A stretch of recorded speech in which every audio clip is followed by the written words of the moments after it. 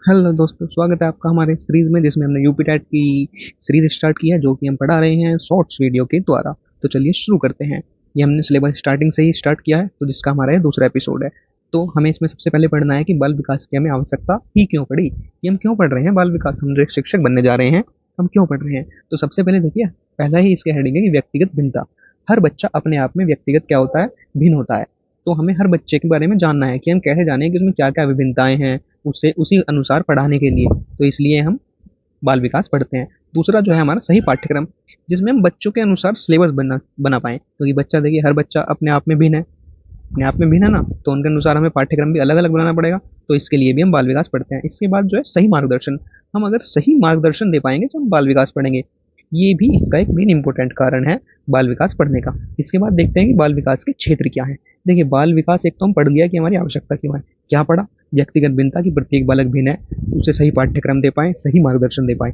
अब बाल विकास हम कहाँ से कहाँ तक पढ़ेंगे, मतलब उसमें हम क्या क्या पढ़ेंगे, ये चीज़ें देखना है। हम पढ़ेंगे उसके शारीरिक विकास के बारे में कि उसका जन्म से लेकर कहाँ तक, किशोर अवस्था तक शारीरिक विकास कैसे कैसे होता है। उसके मानसिक यानी मन का, यानी एक तरीके से मानसिक में यहाँ हम जोड़ सकते हैं बुद्धि, उसकी बुद्धि का विकास कैसे कैसे होता है, वो किस एज में कितना कितना सीख पाता है।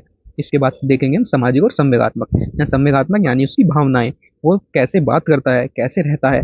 ये सब हमें बाल विकास में पढ़ना है और ये ही इन सभी को ध्यान रखते हुए हमें एक बच्चे को शिक्षित करना है। इसके बाद क्या है कि बच्चे को क्या क्या प्रभाव डालते हैं जिससे उनकी शिक्षा प्रभावित होती है या वे खुद प्रभावित हो जाते हैं। तो पहला वंशानुक्रम, या जो हमें माता पिता से मिलता है। देखिए माता वंशानुक्रम बालक पर बहुत प्रभाव डालता है कि उसका वंश कैसा है। इसके बाद उसका वातावरण, और कहीं जगह माना गया है और ये मैं भी ये मानता हूँ कि वातावरण वंशानुक्रम से ज़्यादा प्रभाव डालता है, कि अगर उसका माहौल कैसा होगा इस बात पर निर्भर करेगा कि बच्चा कितना पढ़ेगा और क्या वो पढ़ रहा है ना। इसके बाद देखिए हम लाए हैं एग्जाम बूस्टर डोज, जिसमें क्या है, ये हम हर जो सीरीज ला रहे हैं, हर एपिसोड ला रहे हैं, उसमें क्वेश्चन ला रहे हैं आपके लिए।